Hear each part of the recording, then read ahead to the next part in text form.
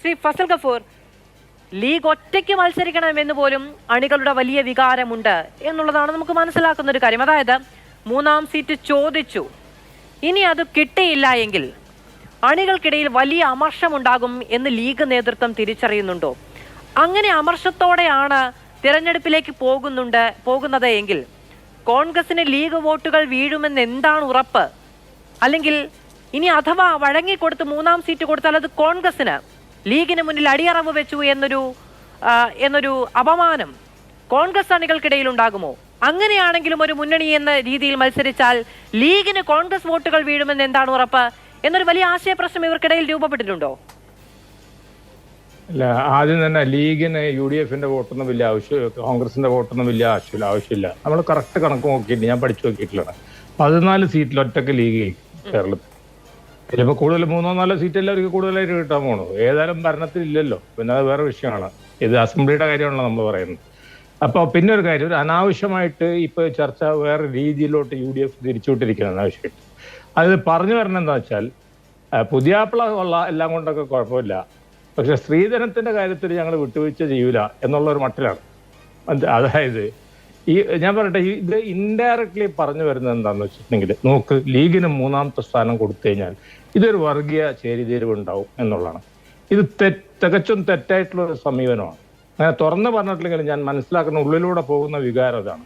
കോൺഗ്രസിന്റെ ഭരണ നല്ല കാലഘട്ടത്തിൽ മുഴുവനും കോൺഗ്രസിൽ നമുക്കറിയില്ല, AK ആന്റണി തൊട്ടിട്ട് നമ്മുടെ PT ചാക്കോ തൊട്ട് താഴത്ത് വരെയുള്ള എല്ലാ നേതാക്കന്മാരും ക്രിസ്ത്യാനികളായിരുന്നല്ലോ. എനിക്ക് നല്ല ഓർമ്മയുണ്ട്, ഞങ്ങളുടെ കുട്ടിക്കാലത്തൊക്കെ ഉമ്മൻചാണ്ടി, PC ചാക്കോ, AK ആന്റണി, നമ്മെ നയിക്ക്.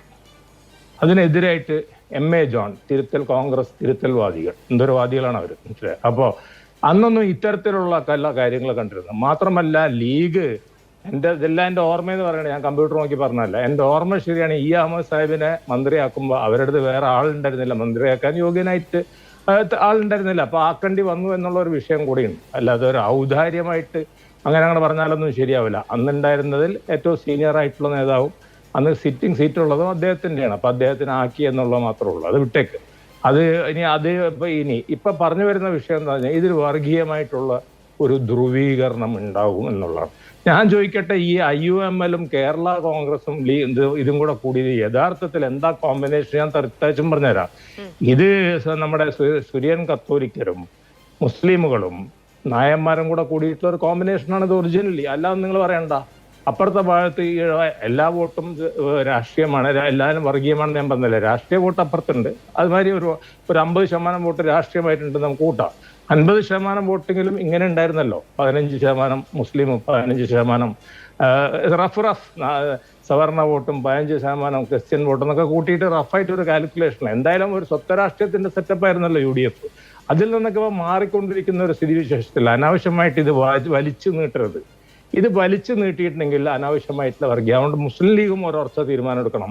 പിന്നെ കോൺഗ്രസ് ആൾസോ, ഇത് നമ്മൾ പറയുമ്പോൾ ഓർവെല്യൻ ഡബിൾ സ്പീക്ക് എന്ന് പറയും. അതായത് സംസാരിക്കുമ്പോൾ മനസ്സിലല്ലേ, തമാശയിൽ ഞങ്ങൾ മൂമേ റാം അവർ ദിൽമേ നാത്തുറാം എന്ന് പറയുന്നത്. നാത്തുറാം ഗോഡ്സ് മനസ്സിൽ വെച്ചുകൊണ്ട് രാമന്റെ പേര് ചൊല്ലണ മാതിരി അങ്ങനെ ചൊല്ലുന്നതിൽ യാതൊരു അർത്ഥമില്ല. ലീഗിന് കൊടുക്കേണ്ടതാണെങ്കിൽ അത് അവർക്ക് കൊടുക്കണം. അവർക്ക് അർഹതപ്പെട്ടതാണ്, ഒരു സംശയമില്ല.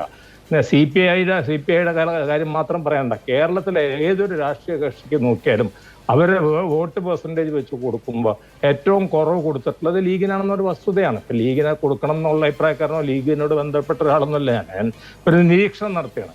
അപ്പോൾ ഒന്നല്ലെങ്കിൽ അത് കൊടുക്കാൻ തീരുമാനിക്കും, അല്ലെങ്കിൽ കൊടുക്കാതിരിക്കാൻ തീരുമാനിക്കുക. അല്ലാതെ വർഗീയത വളരും എന്ന് പറഞ്ഞുകൊണ്ട് അത് അന്ന് 5-ാം മന്ത്രിയുടെ കാര്യം ഞാൻ പറയാം. 5-ാം മന്ത്രിയുടെ കാര്യത്തിൽ നമുക്ക് തിരിച്ചും പറയാലോ.